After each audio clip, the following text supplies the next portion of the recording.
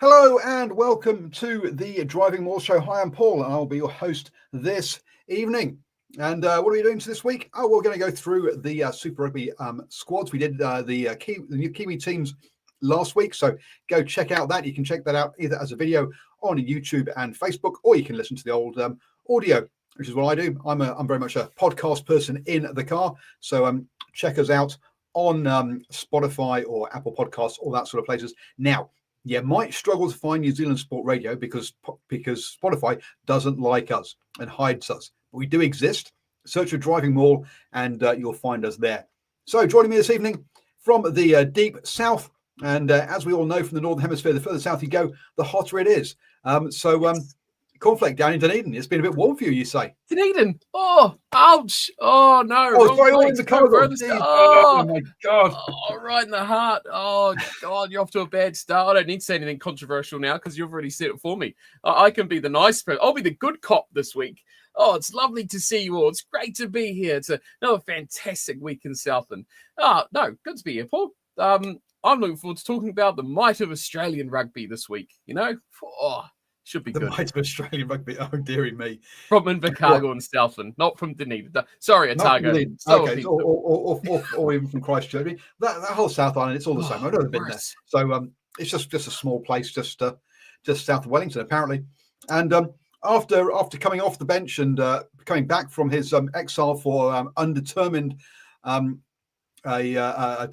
team protocol issues, Mr. Harris has managed to has put in a good performance last week and gets back on the team sheet as a starter. How are you doing, sir?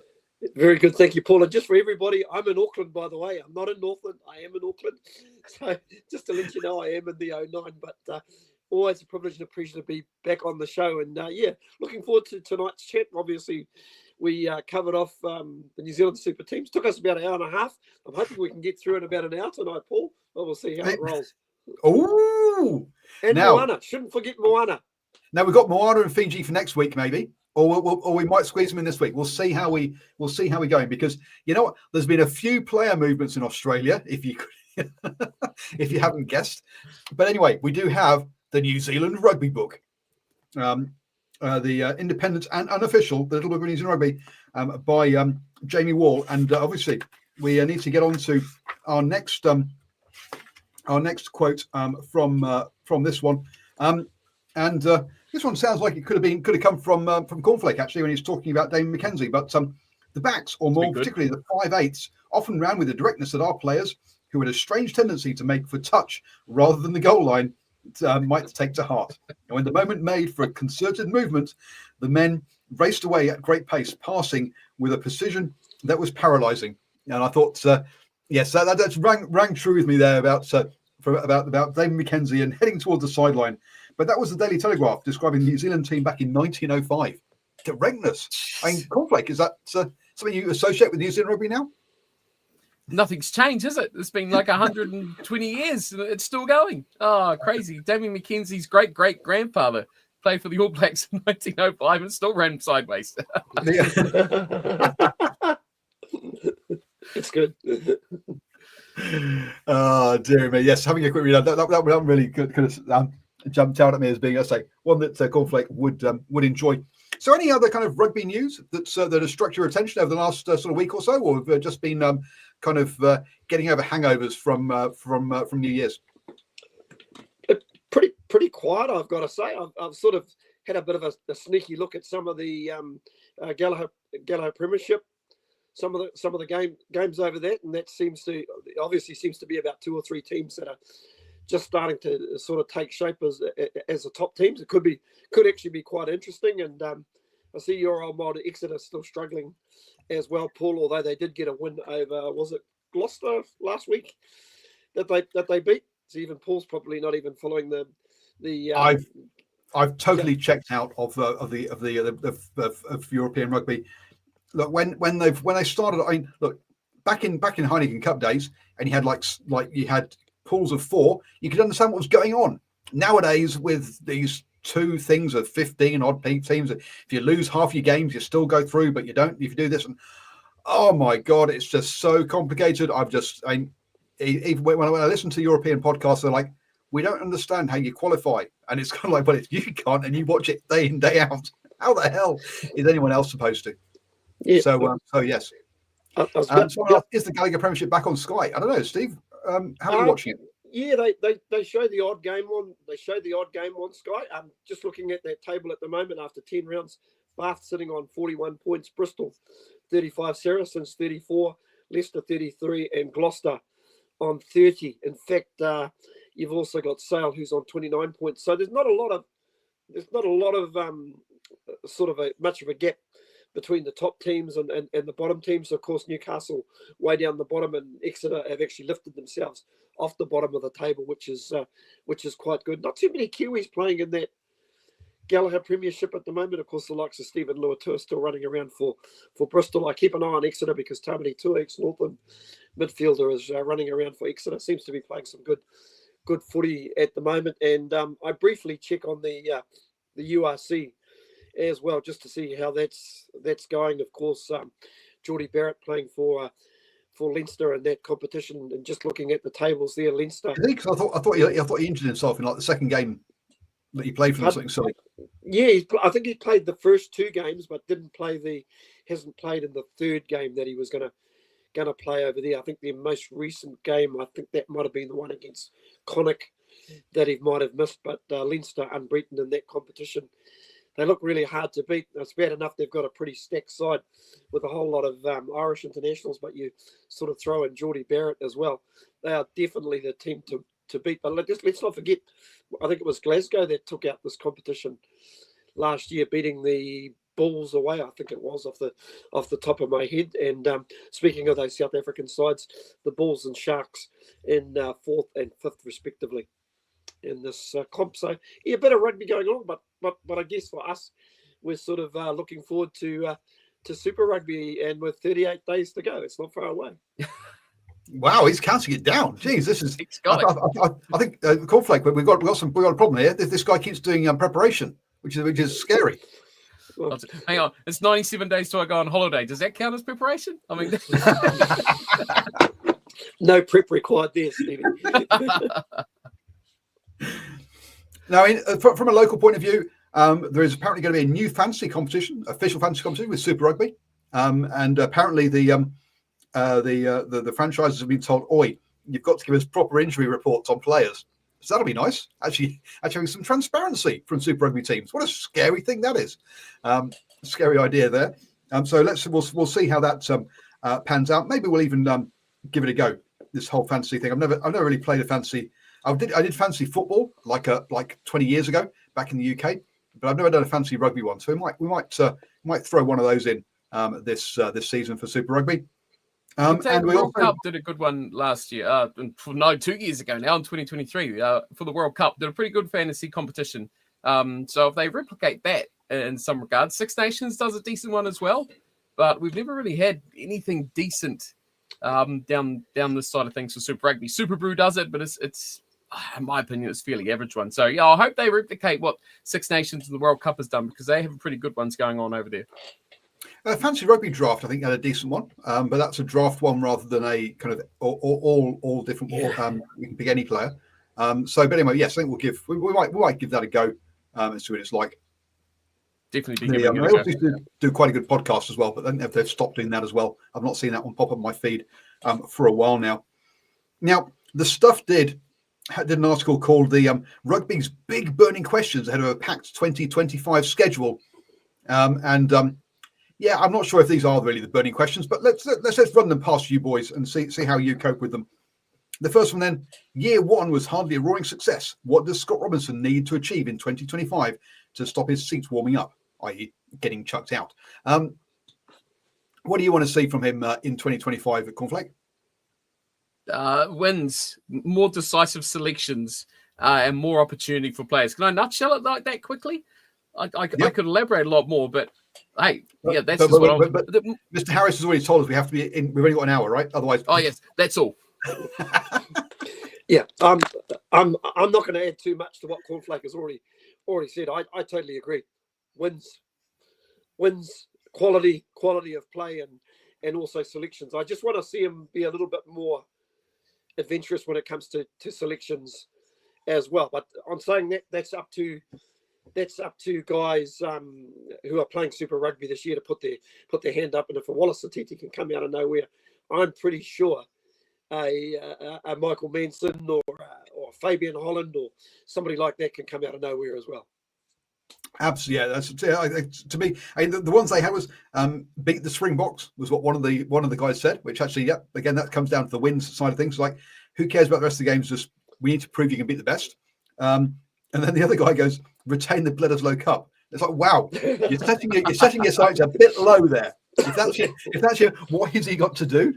Then wow, you've that's a given. I think that's set your sights a bit higher than winning the Bledisloe Cup. I think really, but I agree. More adventurous selections. Actually, somebody picks who is relatively young, who isn't picked because of injury, and actually prove to us you can select a team. That is what I would like to see from him, rather than having it all forced on him by injury or by players retiring, such as Sam Cane. Next up, what are the chances Robertson gets his way with and overseas eligibility rules are changed? Harris, you can kick off that one. I don't know if a lot's going to happen there. I think the New Zealand Rugby Union will stick to their guns. You'll probably see the return of Richie Moanga to New Zealand Rugby. I mean to say the fact that Razor has made a big song and dance about it. I think they'll probably find a way to bring him back. I think the Rugby Union.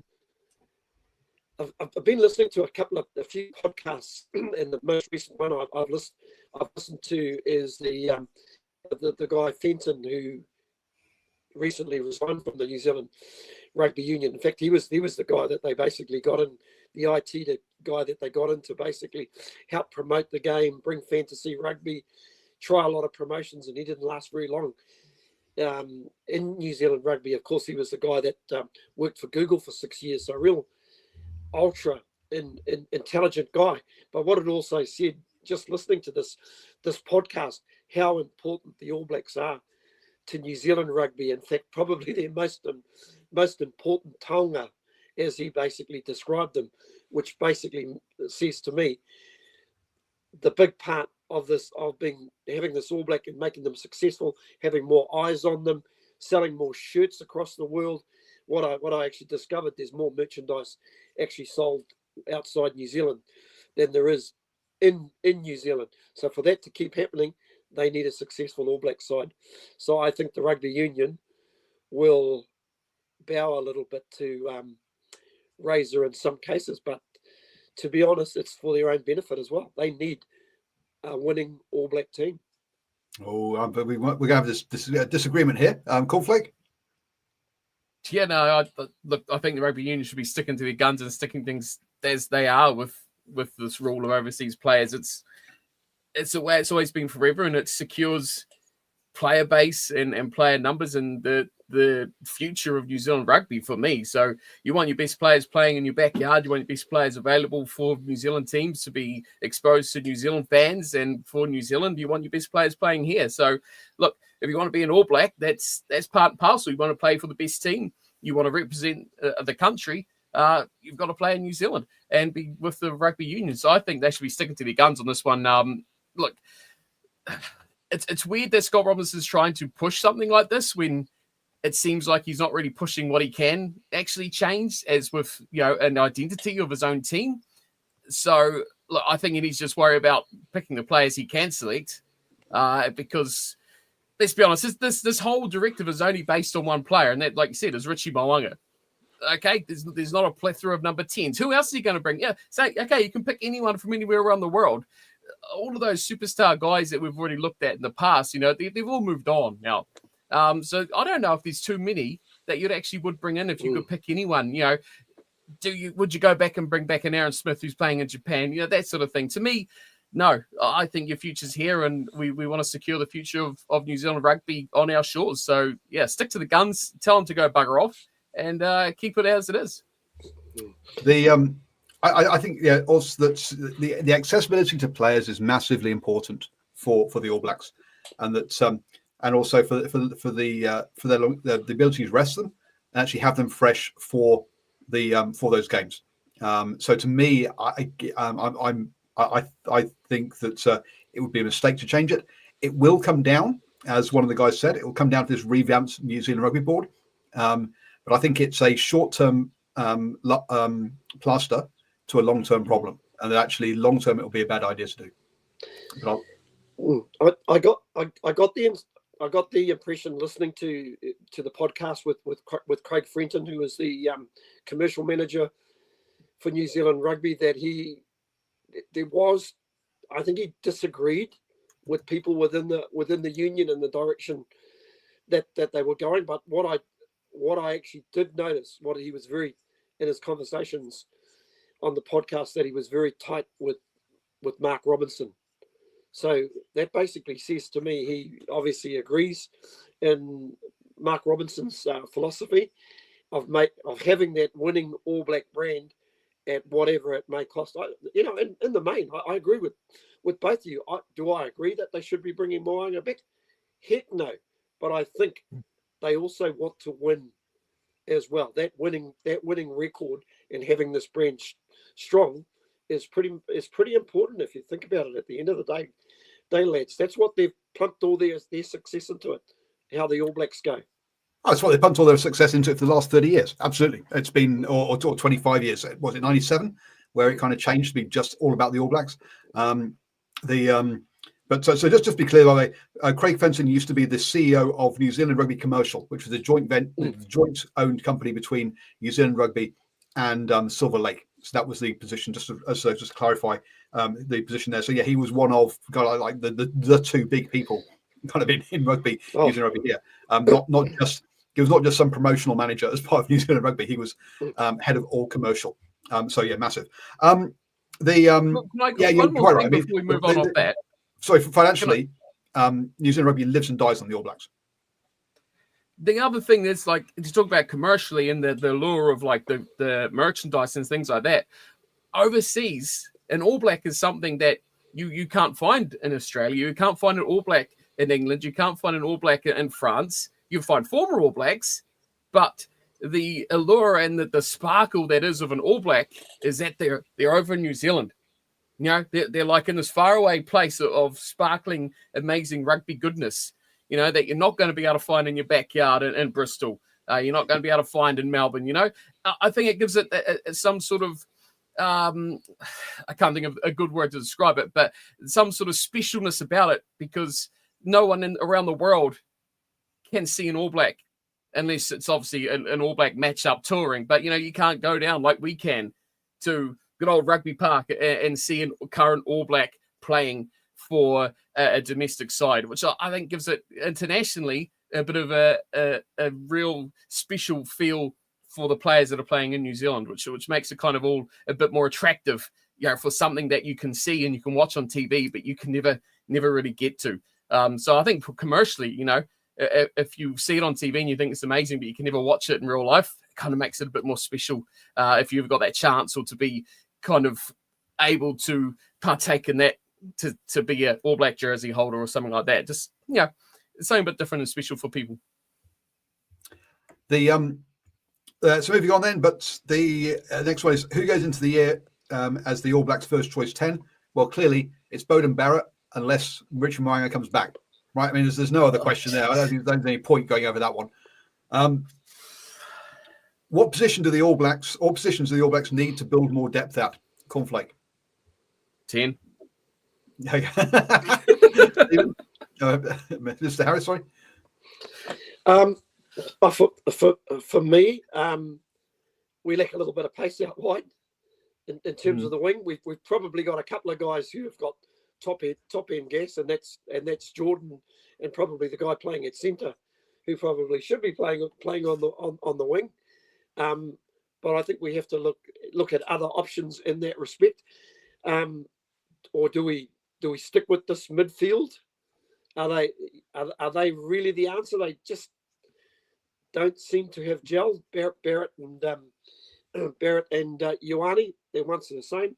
First five, you could arguably say there's not a lot of depth there. Everywhere else, I think we're building reasonably. I think we might see we actually might see a more balanced combination this year with maybe if they decide to play Satiti at number 8.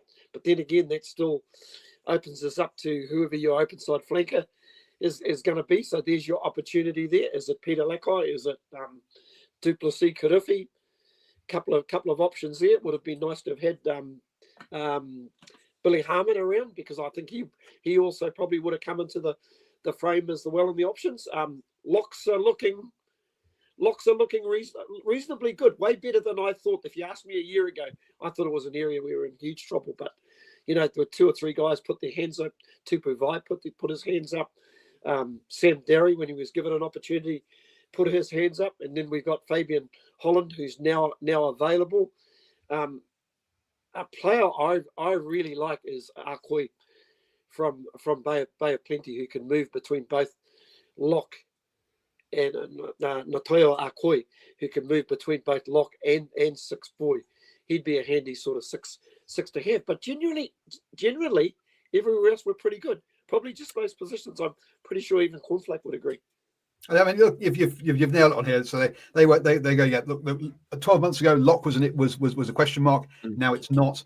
I'll be honest, I'm not sure Arkoi. Hey, Arkoi, I love in spirits. Thing is, I'd love to see him give a chance.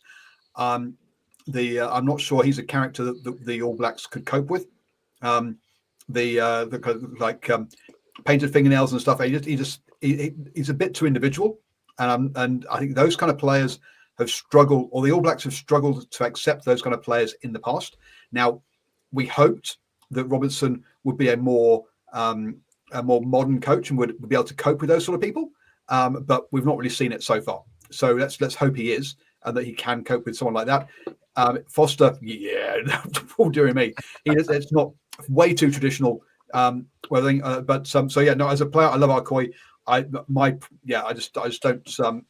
I think a person like Clayton McMillan is what he needs around him. Is someone who can handle culture really well. And I thought Robertson would be that. I'm waiting to be convinced. But you're quite right. 12. Locks not an issue. Open side is going to be a question mark with Sam Cane going. 10 is also an issue. Yep. Now you touched on midfield, and that is actually one of the future questions, which is where is it? I've gone and lost it now. Which basically goes, that's the yes, that's exactly the next question is the Geordie Barrett Rieko Ioane midfield a keeper? And I think just for looking at the smiles around us, the answer to that one is probably not. That we've not seen it properly gel, and it's a shame that Proctor came into the squad but didn't really get opportunities. And again, this is exactly the problem that we mentioned earlier on about there were no injuries in midfield, and therefore we didn't get to see any other options. Whereas we saw injuries elsewhere, and that's where we got to see options. We didn't see Razor look at other options there with that one, so it's a shame. At the moment, Razor's thinks it's a keeper, but I think he should try some other things. And Stephen, I was just going to say, sorry to interrupt. One thing I have enjoyed about watching Geordie Barrett and his limited appearances for Leinster, Leinster have actually been using him like a playmaker at second 5, and that's something that I've not really seen from Barrett. All we've basically seen is direct at the line. But listen, if going up to the Northern Hemisphere and developing his game helps, I think that would be great, because I think that might also help Rieko Ioane if Razor's got that mindset to keep those two players. I'm just not convinced, because they've had so much time in the saddle, and it's becoming a point of weakness more than a point of strength. Now I would say, look, Geordie Barrett played 10 for Canterbury. He's played for. Look, he's clearly got playmaker within him, and I don't think it's developing his game. I think it's actually finding a coach who'll tell him to do that and allow him to do that, rather than just tell him to, you're a big body, run it up. And to me, that's more game plan than it is lack of player ability.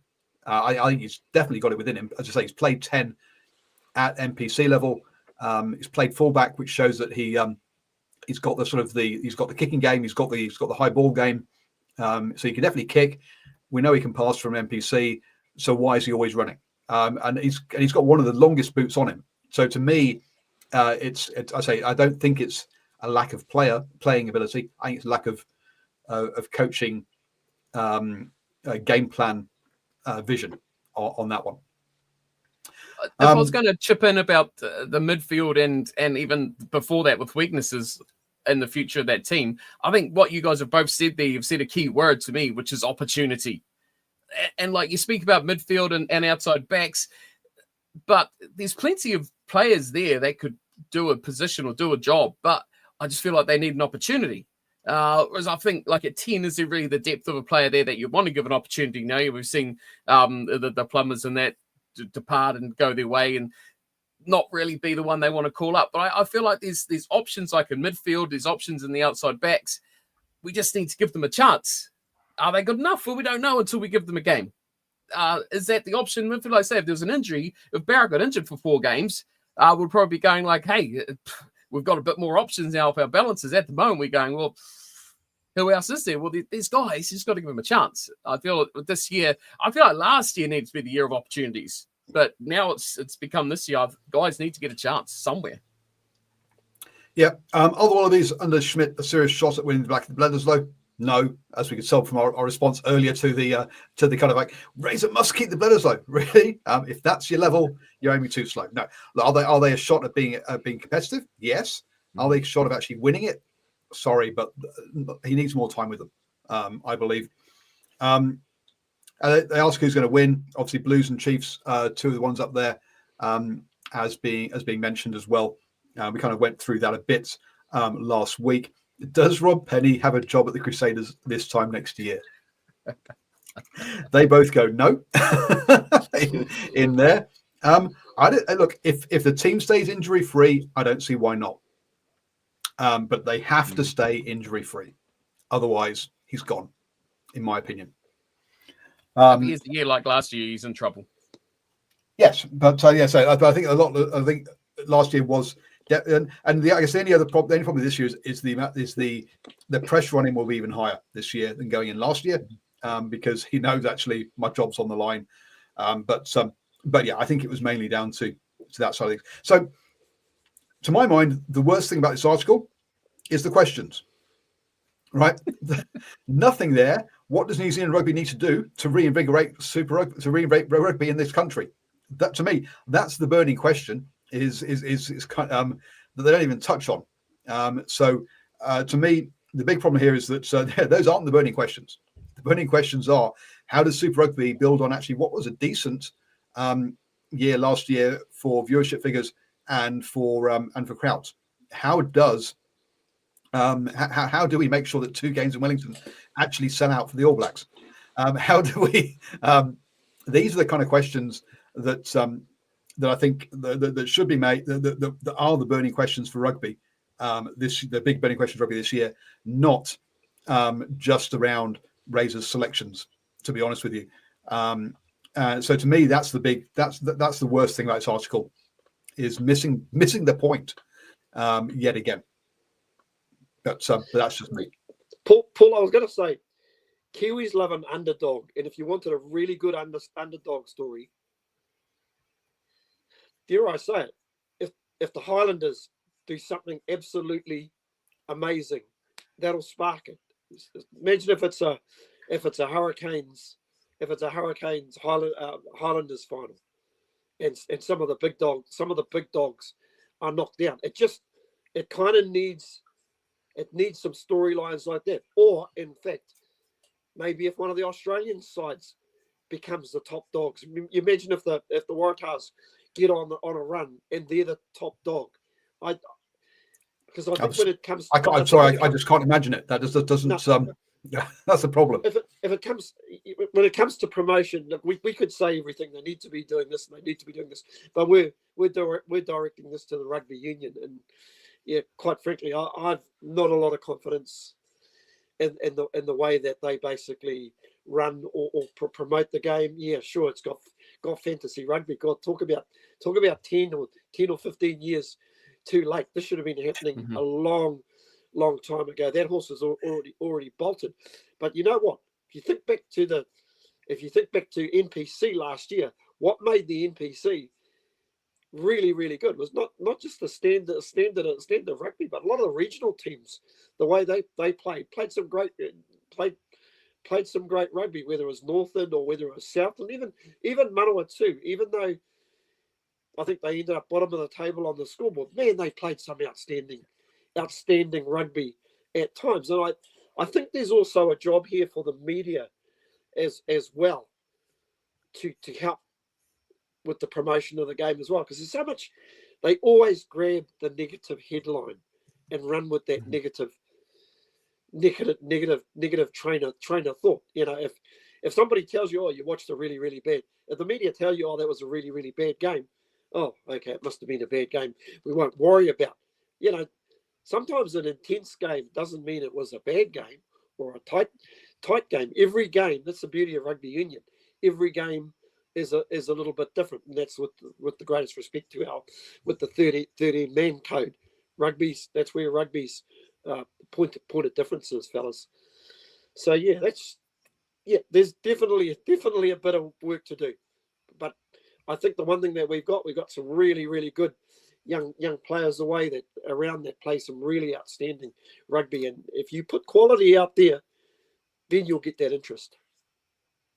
That's a good start, definitely. Having a quality product, that helps. But it also needs to be marketed well and let people know it's happening, which is the other thing that also needs to be there. Unfortunately, Field of Dreams, build it and they will come, doesn't kind of work anymore nowadays. You do have to capture people's imagination through that. So, yeah. But Can I chop in a perfect segue and say, if you want to build some interest, you mentioned Australian teams. I think this is important for the Australian teams because they want to, well, that's what we're talking about today, eventually, but they want to build interest. And, you know, Australia is really pushing the whole Queensland versus New South Wales, aren't they? Like they're trying to go for that state of origin thing. What I think Australia needs to do is be able to go into a game against New Zealand side, not only believing they can win, but winning some games. That is going to build their interest, I think, exponentially, because not only is we're going to beat those Queenslanders or those Melbourne guys, you know, that sort of battle, it's actually going to go, hey, we're beating the New Zealanders. I think that's going to bring more of a burst or a boost to Australian teams. But what I would like to see from that is the reaction of the New Zealand rugby fans of, hey, the Brumbies come over here and win a game, and the Reds come over here and win a game, and, oh, God forbid, the Western Force come over here and win a game against, like, the Blues. You know, so, like, what's the reaction going to be then? Is it going to be like, rugby, it's gone, it's dead, we're ruined? Or are people going to go, I don't like this, I'm going to really rally behind my team and stick it to these bloody Aussies? It's going to go one of two ways, and I'm kind of curious, and I think there could be a little bit in there this season for those Aussie teams. So, talking about those teams, let's look at them. Segue. We're going to do the north to south method we used yesterday. We used last week, sorry, and we'll kick off with the Reds then. The Reds then, a bit of turnover. Ravai's gone back to the Fijian Drua at 34. Cormac Daly has headed over to Japan. Connor Anderson has gone up to Japan as well. James O'Connor has come across to the Crusaders. Lawson Crichton has headed down to the Waratahs. Vunivalu has headed off to La Rochelle at last. That's as far as league converts go, that one didn't work. Let's be honest. Jordan Pataya does not say where he's gone, but apparently he's out. NFL. NFL, that's right. Thank you for that reminder.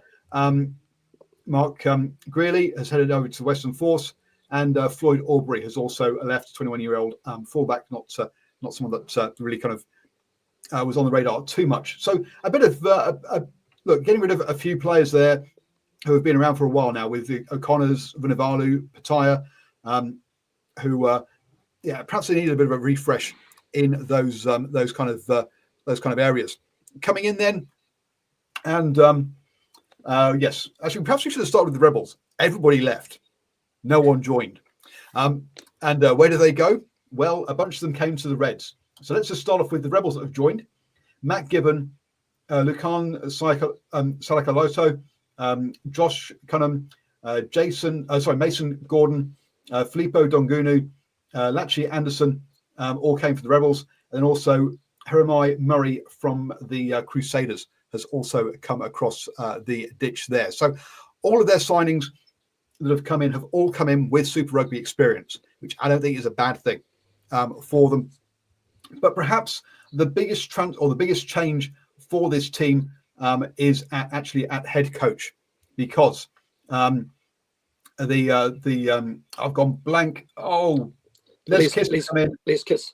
I know who's coming in. I've just forgotten who he's replacing. This is stupid because he's been there forever. Brad Thorne, thank you.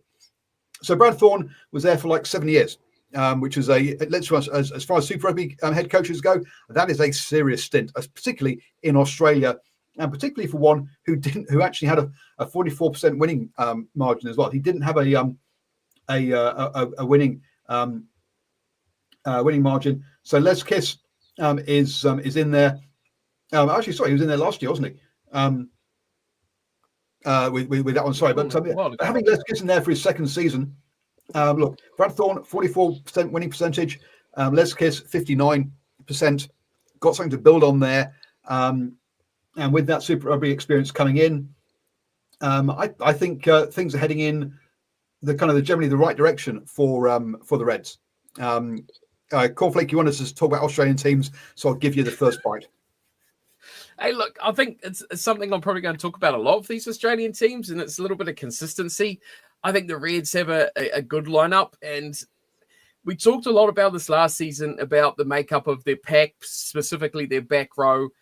And look, I think they need to, if they can sort that out again, they got some phenomenal performances out of guys, especially like Fraser McRide. I think had a really, really good year last year. Players like Harry Wilson, those guys, if they can lead this team with that group, that back row group, that is a great spine for this team to build around, because if the front five are good enough. I think bringing in a guy like Lucan Salakaloto has definitely helped them in that second row, which was their biggest lacking weakness, especially in their pack.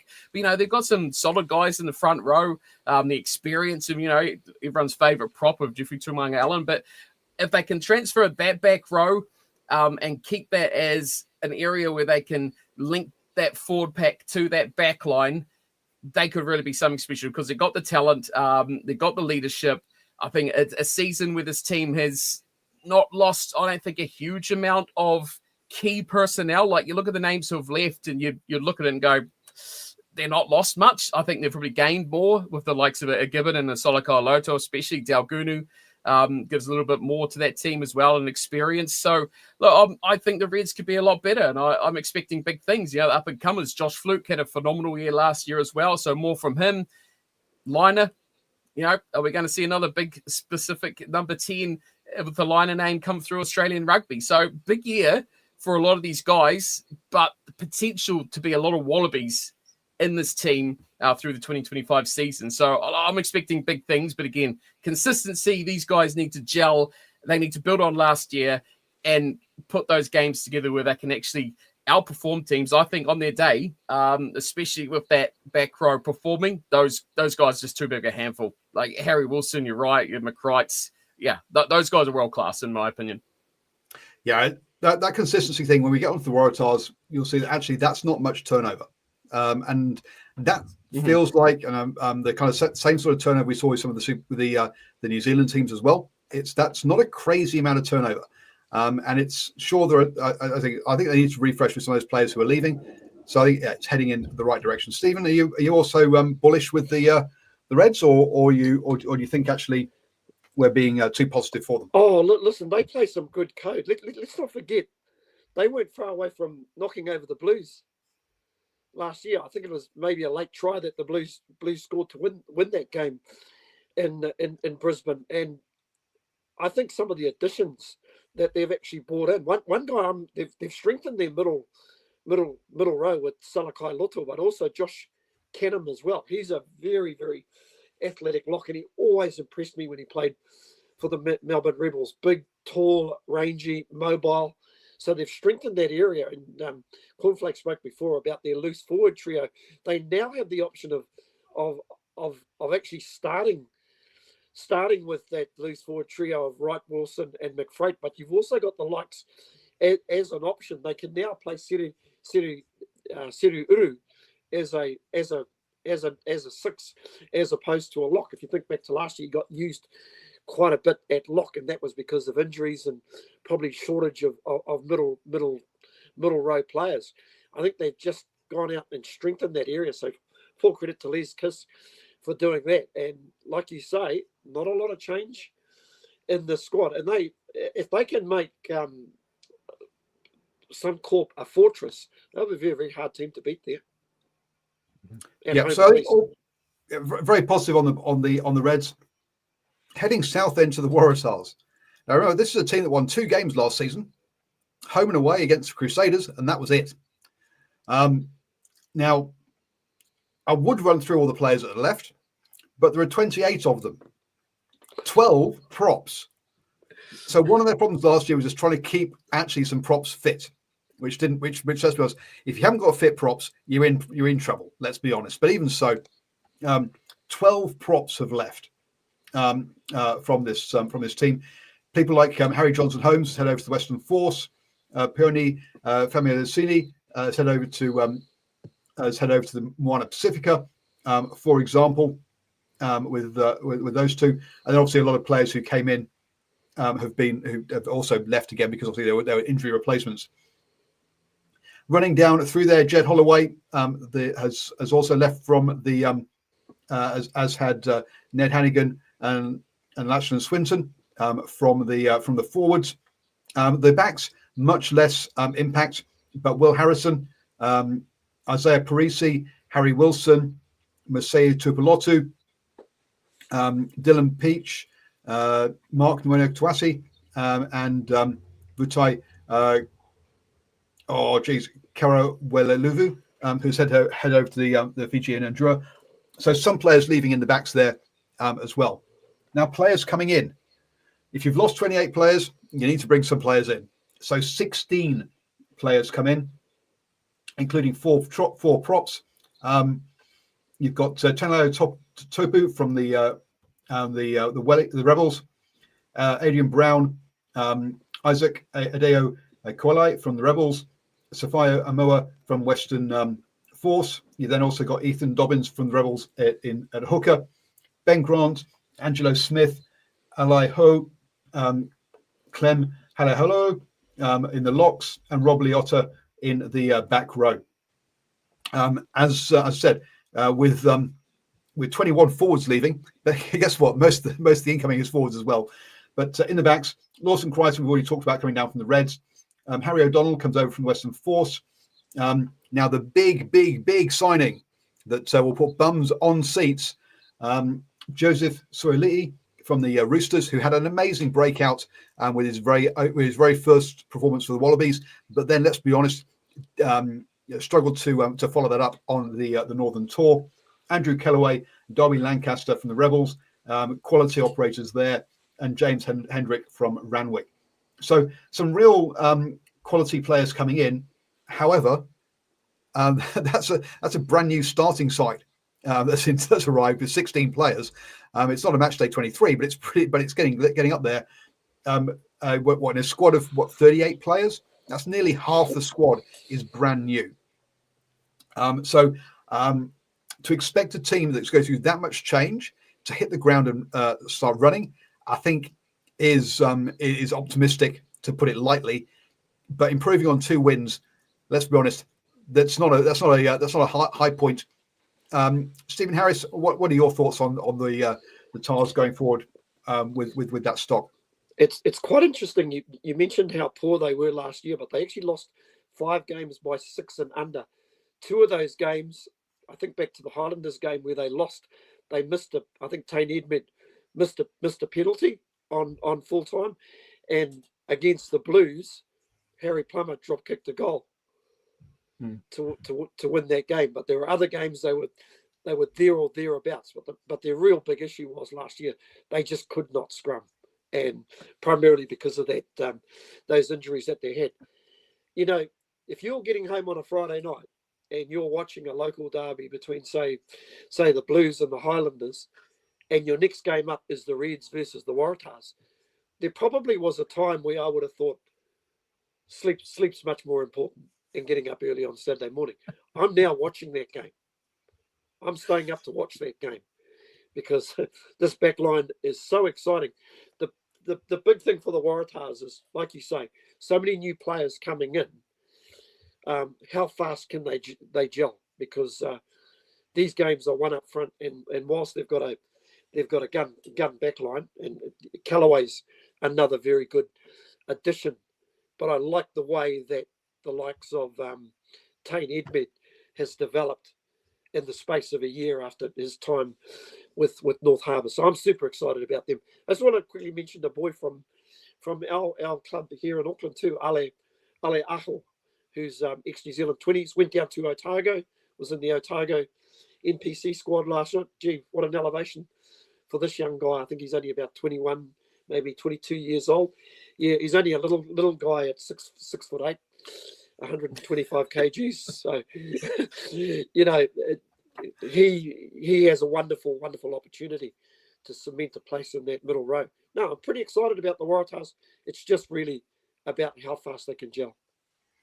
So, Cornflake, they've also got a brand new head coach in Dan McKellar as well. So, I mean, it's not like I mean, with all this change, are you as optimistic as Stephen Harris? Because I'll be honest, that amount of change to me, I'm just not. Look, more than 2 wins, absolutely. Having a positive return, I can't see it happening personally.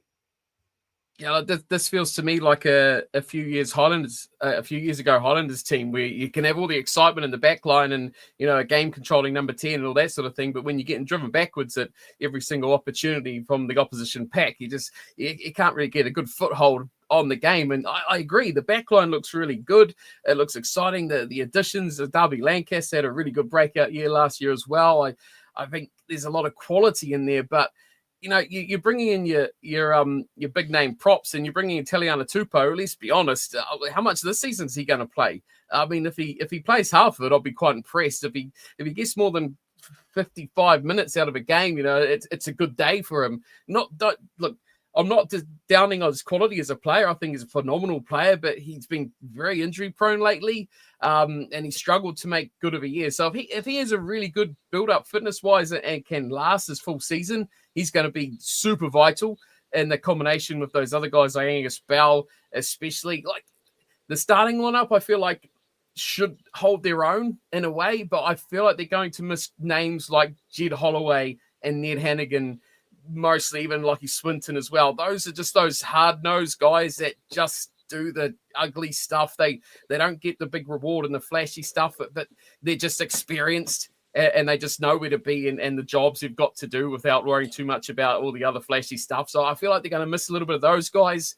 But hey, if that front row and that pack themselves can stand up, then they could be a really good, exciting team to watch. But I have my reservations. I really, really do. And I also want to say, why did they let go of Will Harrison? I'm so disappointed in that. I rate Will Harrison phenomenally highly. I think he's an amazing player.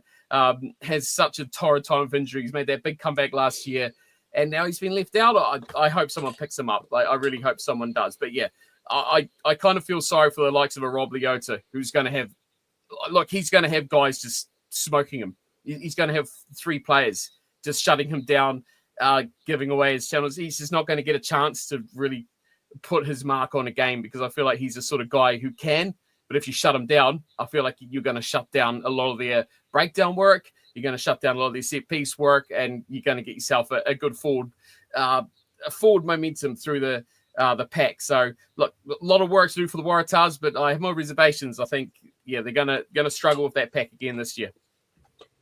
And I'm just looking actually at their squad. The one thing actually, so you got Bell, Parecki, Topu across the front line, Gleeson, Cannavalu, Leota in the loose forwards, Jake Gordon, Tane Edmed 9 and 10, Viketti, Sualali in your centres, Jorgensen, Kellaway, Lancaster in your back three.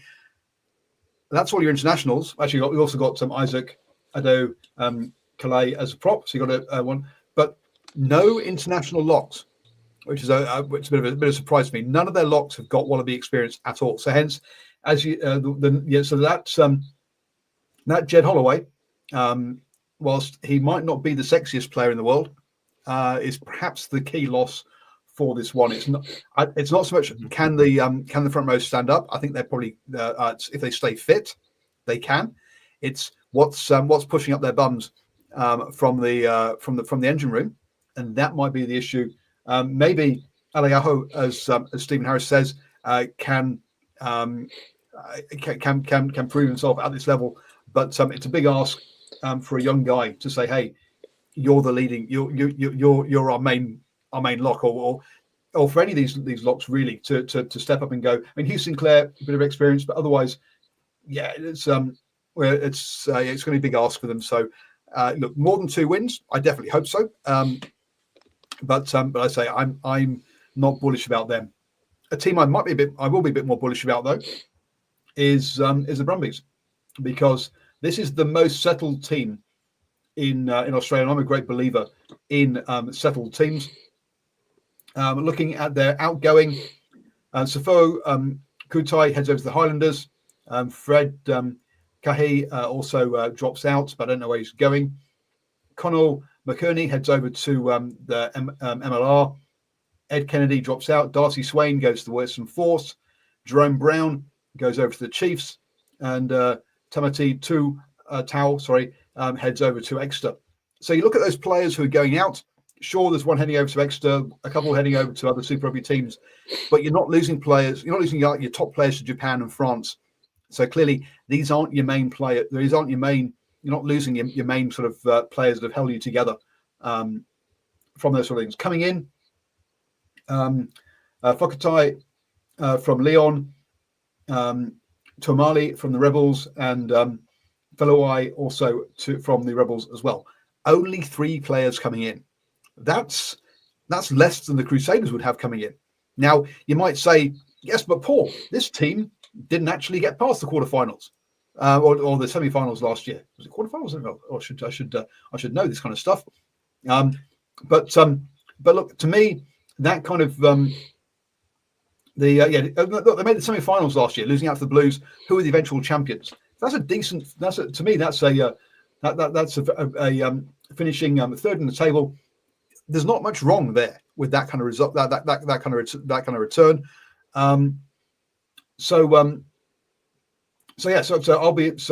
Before I bring the other guys on, I'm very bullish about this team because of that continuity. All these players know each other. You've got there are no international scrum halves, but Ryan Lonergan is a decent one. So perhaps they don't quite have the same international flair that the Waratahs have, but in their backs. But yeah, look, this is a settled team coming into this year off the back of a good year. I think they could do something. Cornflake? I look at this team, and if you're going to look at a complete team where they've got talent spread and a good layer and everyone, it's your quality players are through all positions. We don't really have a big, massive problem area. I think this is that team. Like, you look through it and you go, you've got guys who are going to be standing up and going to be standing up all season long too. You got guys who are pretty. I'll probably put the knockers on them here, but generally pretty hardy, right? They're playing most of the season. So I think, the Brumbies are going to be tough to beat. I think they're going to build on last year, if not get better as well, because they've got a lot of young guys, especially in that back line and that back row. Look, Charlie Cahill for me, just put a camera on him when the Brumbies play for me. Thanks, Sky. I'll just like to watch him run around because that guy is just super, super talented. But yeah, they have guys in positions that the other Australian teams are lacking second row. When you look at that second row and you've got 3 guys there that you're like, yeah, I'll be happy with any 2 of those 3 starting, if not any 2 of those 4 or 5 starting. and the other sides are struggling to put together two of decent quality, I think this is where they're really going to stand out. They're going to bully teams, but they're also going to, what they've developed over the last couple of years, have guys that can finish and score tries. Corey Toole, Tom Wright had a great year. The experience of a Muirhead, the big blockbusters of Leoniki Towers. So, look, they tick all the boxes for me. Goddard and Lonergan, good enough at 9. I don't have any problems with that. I don't think they're good Super Rugby players. Sure, they may not be Wallabies, but I think they're good enough Super Rugby players to run to a ruck and pass the ball out to Lolosio, who has come on. Again, I don't think he's world-class 10 yet, but at this level, he's a Super Rugby class player. So, look, run to a ruck, pass the ball out. Do your job. Simple, easy. Leave the rest of it to those guys outside you and leave the cleaning to the guys inside you. That's it. Simple. Do your role. And that's what the Brumbies need to do. The quality is there. Just do your job and the result will take care of itself. This team's going to be good. So, Stephen, a player that you've come across a few times, Jack Debrasini, there is a backup fly half. It's not, stop laughing, Cornflake. It's not so much the, the starting team's good, but what comes off the bench is also quality. They've got depth, which other teams don't really have in Australia. I see no difference to how they used him last year. He was primarily used to close out games. Last year, got a good kicking game in terms of off the tee and good game management as well. I just want to highlight a player who played for the Auckland NPC team in 2024, Tuaina Tualema, who was very impressive. Was one of the more impressive players for a very poor Auckland NPC team during their campaign. So it's good to see Tuaina pick up a contract. He's a guy who can play. Once you've both said it, Cornflake said it, locked kick, very, very strong, but a handy guy to have on the bench who can play 6 or 8. I suppose for me, the Brumbies, they'll have to show that they can actually win in New Zealand. That is their away game. They struggle a little bit. Once they jump on a plane, they showed they can actually win games away in Australia. So there's obviously a little bit of steel about them, and huge opportunity too for Luke Raymer as well, who toured. Not too sure whether he was called into the Wallaby squad on that end of season tour. I know that he was touring with the Australian A side, but wonderful opportunity to cement that number 7 spot. Of course, Jerome Brown moving to the Chiefs for 2025. I suppose that's really the only area I see of contention for me, having a really good backup 7, but man alive, you mentioned Charlie Cale before. He looks like he could play any one of those three positions at a heartbeat. And we all know traveling to Canberra is going to be so tough. Also, finding a new partner for the obviously Tamati Tour moving on. He played a lot of games together with Len Ikito last year, and they formed a really good combination. So it'll be interesting to see who goes into that second 5 spot for the Brumbies. But it wouldn't surprise me if they sort of, at the end of the day, become the top Australian team. On saying that, the Reds, the Waratahs, and the Brumbies, boy, on a given night, I reckon they could all knock each other over. Seriously. Well, you can talk about their travelling over here. So they played the Blues and the Chiefs, lost to both of them, who were the finalists in the competition. So that's tough travelling. They did beat the Highlanders over here. So I thought I'd have a quick look at what's their 2025 travelling schedule over to Australia, over to New Zealand looking like. Oh, they've got the Blues and the Chiefs again. How harsh is that? I mean, not the Crusaders. They're not going down to the Hurricanes or the Highlanders or the Crusaders. No, they're missing all of those. They've got the 2 hardest teams in New Zealand to beat again. I mean, that's not that 2 years on the bounce. That's harsh. Their third game over here is against Moana Pacifica, so they've swapped out the Highlanders for Moana Pacifica. But I thought, that's a tough schedule for the Brumbies. They don't get the Blues at home, but they do have the Chiefs at home. Well, how good, guys! Be interested to see what sort of crowd they get. I'm just trying to check out where that game's being played. No, that's actually a preseason game. So what's their first game of the season, Paul, for the Brumbies? Oh, geez. I'm looking at matchups rather than actually the order of games, so I can't. I don't have that. I don't have the list by date. I've got listed by matchups. The Brumbies played 2 preseason games. Their first preseason game is on Saturday, the 1st of February. That's against the Waratahs, so that'll be interesting. And they also have a preseason game at home against the Force before their first game of the season. First game is away to the Drua. I'll tell you guys, there are going to be no easy games in this competition. You know, we spoke before about how do you promote this competition. I'll tell you what. Just going through the evenness of some of these teams, I hope the media do a good job of actually promoting the teams and the matchups. Yeah, so the Brumbies opening game is away to the Drua, and then they're at home to the Western Force. But that's a nasty schedule for the Brumbies, away to the Blues and the Chiefs and the Drua. Let's be honest, heading over to Fiji, playing in 30 degrees heat is not easy, as we've seen for a lot of teams. So yes, that's perhaps the hardest hardest schedule that the Brumbies could be given this year. So on that one, but look, we're all positive about the Brumbies, but perhaps we should look at some of the detail on that side of things, because so it's a harsh one on them. The Western Force then. Let me scroll down. Oh, there we go. So 28 players out again, 12 props again. That's Waratahs. No. Western Force. Sorry, 19 players out. Sorry, that makes more sense. 6 props this time. Medrano heading over to France. Churward also heading over to France. Amone to the Waratahs, and Bartlett over to the Highlanders. Katiu so headed over to Racing at 22. Franklin and Isaac Rodder heading over to France as well from the engine room. Michael Wells retires. Anstey heads over to Major League Rugby, and Ollie Callan also has dropped out of this one.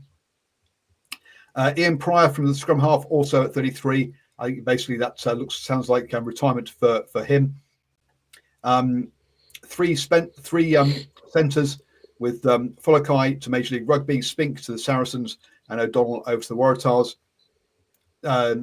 Takwe Navaya Avoro heading over to Narbonne in France. Curtly Beale is come on, it's got to be retirement by now, surely. If they haven't said that officially. And Chase Tiatia heading over to Japan there. Coming in then, Tom Robertson from Oxford University, apparently. But clearly he's taken a year out to taking some time out to do some studies. Harry Johnson Holmes is a good catch from the Waratahs. Brandon Painga-Amoso from Montpellier. Now, if you can keep his tackling below shoulder height, that'd be nice. And Nick Dolly from Leicester. Darcy Swain from the Brumbies, and Josh Thompson from West Harbour. So that's a local one coming up. Kane Kotikia, apparently is a free agent from France there. Nick Champion de Crespin from Castres in France, and Akusai from the Rebels. Matt Proctor comes over from Wellington or from New Zealand.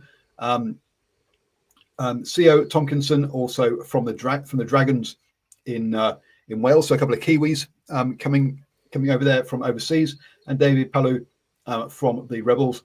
And then in the back 3, Dylan Peach from the Waratahs, and Mac Greeley from the Reds. So again, a bit like the Reds in their recruitment, the vast majority of these have got first-class experience, either in Super Rugby or Super Rugby and Europe. With this, a couple of players there who are coming in from with Josh Thompson from West Harbour. So maybe I think it was like 2 players there, maybe from local competitions. But overall, bringing in experience again. However, the problem, as with the Tars, is how many of them are coming in. and how many players have left. Key players like Tom Franklin, Isaac Rodder in the engine room. There, Ian Pryor at scrum half. Okay, he was getting on a bit there, but key players leaving, and to me, I mean, Curtly Beale, whether you love him or hate him, he was that kind of glue that kind of bound things together when he did play for them last year. So him leaving as well is a bit harsh. So Stephen Harris, again, can this team? Can we see a team, or are we going to see a bunch of individuals running out for the Force? Boy, once again, we talk about gelling. Boy, if you gave an early favourite for yellow cards with the likes of Swain, Tompkinson, Paenga-Mosa, just saying, they could be your contender with summer. But listen, some of the guys that they've brought in some good experience. You know, they've added a little bit more power to their loose forward trio. You know, like Violoni Ikawasi, who was with the Rebels last year. He'll bring some extra power to some loose forwards. It's sort of like a lot of cut-offs from other teams. It's almost like pains me to say it. They almost like got the dregs from the Rebels, if you know what I mean. And I kind of try to be respectful, if you know what I mean. Oh yeah, no, absolutely. Calling some of the dregs is very respectful. I totally agree. Yeah, you know, on saying that, teams like this sometimes play with a little bit of a chip on their shoulder, if you know what I mean. Because blokes like us will write them off. It's a bit like the old Highlander from the early days, when the Highlanders basically had guys come from all parts of New Zealand, and they played with a chip on their shoulder. And I loved the way that they played when they played like that. When they came up against the big boys, some of those players had a point to prove. So I reckon there's a little bit about this Western Force. I mean, so Dylan Peach, who's come from the Waratah, he's a very good player. Nick White will give them some better experience at halfback that they've had in the past, and that's no disrespect to the halfbacks that they've had previously. You know, somebody like Matt Proctor will bring a bit of experience into that midfield. Don't know too much about, you know, some of the other guys. There's the guy Will Harris. Well, he was a number 8 from the Waratahs. There's some odds and ends there, definitely. Atu Moli, I see, was he an All Black? I think he might have been picked as an All Black, former Waikato and Chiefs, and I think he might have been playing for Tasman in the last couple of seasons or so. There's some experience there. Yeah, 5 caps. Yeah, well, there you go. And of course, Darcy Swain, very experienced. Yeah, they'll play with a bit of a chip on their shoulder. Of course, Harry Potter, Waratahs. That's weird. It seems like the guys who were left out of the odds and ends that were left from the Waratahs have ended up at the Force. No, Harry Potter was over from the Tigers. He's always been Western Force. But there are other players who come across from the Tars. Yeah, Dylan Peach was the guy over from the Tars. But yeah, you're right. And this has always been Western Force's problem, right? Who wants to go live in Perth? Basically, who wants to live 5 hours flight from all your mates because you've grown up playing in Sydney, where all the that's where the big lights are. That's all the flash stuff is happening. Do I want to be in Western Australia, where basically I'm surrounded by miners and not young people with pickaxes is what I mean. So is that really the environment you want to be in when you are a 23, or do you want to be in Sydney where all the good nightclubs are and it's all kicking off? So it's always been their problem, is that it's just not as attractive a destination as Sydney. So you do get the players who are like, I need an opportunity, I want game time, and that does work, as you say, that can work in the kind of that mentality of where the underdog kind of thing. Well, Paul, be very careful, mate. There's 61,328 people in the greater Perth area that were born in New Zealand that are now living over there. So it must be reasonably okay, I've got to say. That's yeah. No, look. There's some very good money in mining. If you want money in mining, go to Perth. Absolutely, earn your money and then leave. That's my recommendation. So, as I have now alienated one half of well, territory-wise, one half of the country in Australia, but population-wise, about 1/10. Because no one lives over that side. So yeah, look, I think it's going to be a show for the force, as it is every year, about sort of pulling together that cohesion. Sorry, Conflict, did I give you an opportunity to talk about the force? Do you want to? Do you care? Look, the Western Force are a good team. Come on, but you're right though. This is nothing new of the Western Force, is it? This is nothing new. This is like we've been saying they've had a chip on the shoulder since they got kicked out, and then they've come back. These guys must have so many chips on their shoulder. It must be getting heavy and weighing them down when they walk anywhere. But like, what I'm surprised about this Western Force team is that Paul failed to mention that they've picked up an England internationally capped player in Nick Dolly. So, one cap is one cap. An Englishman, I'm surprised he didn't have that as the first note that he'd make on this team. But I think this team might struggle a little bit. I think they're going to have the same story as last year. They'll be good in patches. They relied, which I think is a huge loss to them, is Chase Tiatia. He was phenomenal. He's just a guy that just makes stuff happen. How he's still 28, I don't know. It feels like he's been around for about 3 decades now, just killing it for so long. So, look, a huge loss, but well done to him to making some money over in Japan. He's going to just rip it up there as well. But, yeah, big loss for a team that relied on his uniqueness in the way he plays to make things happen. So, look, someone else has got to do it now. Dylan Peach is a guy with a bit of skill about him. So, look, if those guys can stand up, I think they'll have their moments. I think they've got players that if they do click, they can win the odd game here or there, and they're going to trouble a few teams, but they just don't have I don't think, the quality throughout. They've got guys that are good Super Rugby players, but they have to be at their best, and other teams are their worst when they're going to knock teams over. Hand up. Yeah, a couple of home wins with the trouble. I have a question. Last year they finished in They finished in 10th place. They had 4 wins, including, got to say, there were 5 games they lost by 6 points or less last year. I remember that outstanding game against the Highlanders last year that they won that high-scoring game by 7 points to 6, played at the Forsyth Bar Stadium last year. That the Highlanders were probably one of the poorest games I saw in last year's competition. Arguably, is this a better squad than they had in 2024, guys? No, I think that Chase Tiatia and Kurtley Beale combination could glue things together and make magic happen, and make up for deficiencies. I think I'm just worried that they lack that magic now to make something out of nothing. Look, last year, all those 4 wins you mentioned were all at home. They didn't win on the road last year.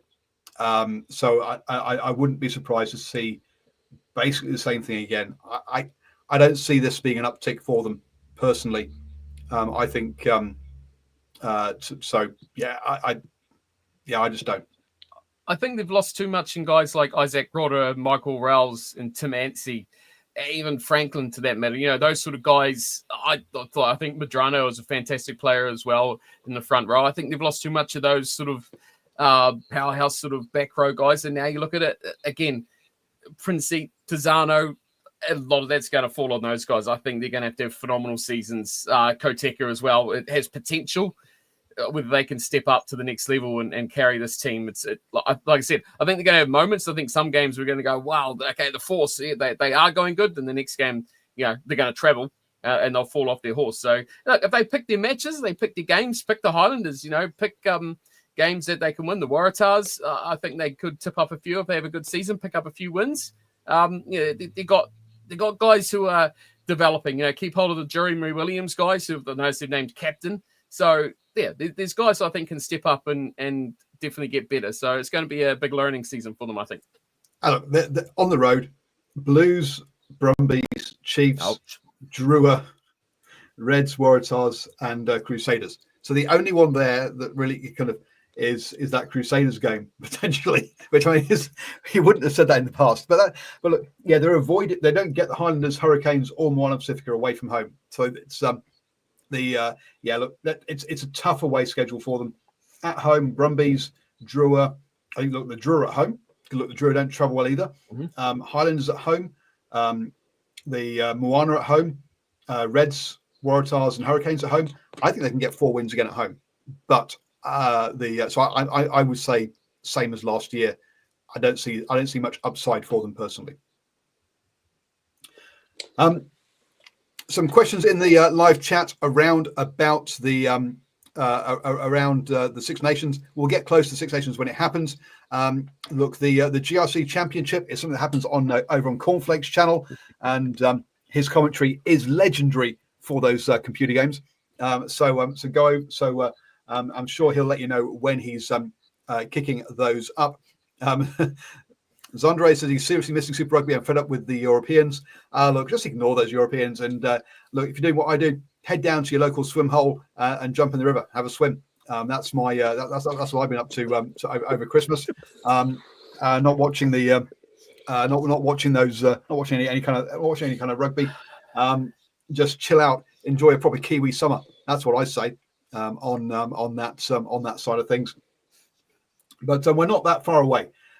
We will talk about Six Nations closer to when the actual Six Nations kicks off. And who knows, maybe I'll join Cornflake on one of his live commentaries of those games, and we may even get some live commentaries of some of the Super Rugby games going as well before he heads off on his big overseas holiday.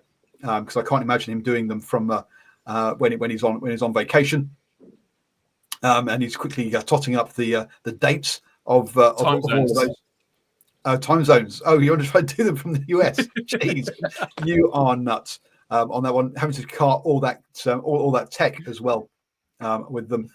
So I said, I'm looking forward to Six Nations. No offense to Super Rugby. Look, we all look forward to international rugby. International rugby is better than club rugby. Let's be honest.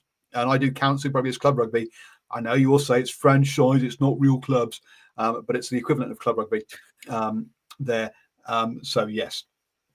Look, we're overrun. It's past Mr. Harris's bedtime, so we have to wrap things up because we're over the hour mark. So thank you, everybody, on that one. Zandre, Cornflake is going live more often. When does Christmas come so late? Look, the problem for Cornflake and myself is we both work I work in tourism and retail. He works in retail. Stephen Harris also works in retail, to be honest. And Christmas is a nuts time for us because that's when everyone buys stuff for Christmas. So yes, we're a bit decompressing now, and hopefully all that kind of live stuff will come back on Cornflake's channel. Obviously, I'm back on doing these Mondays, and you know what? When club rugby kicks off, Stephen Harris might be out and around the traps talking to various players and local legends as well. So join us next week at 8 p.m. We've still got Moana Pacifica and the Fijian and Drua to go through, and that will be next Monday at 8 p.m.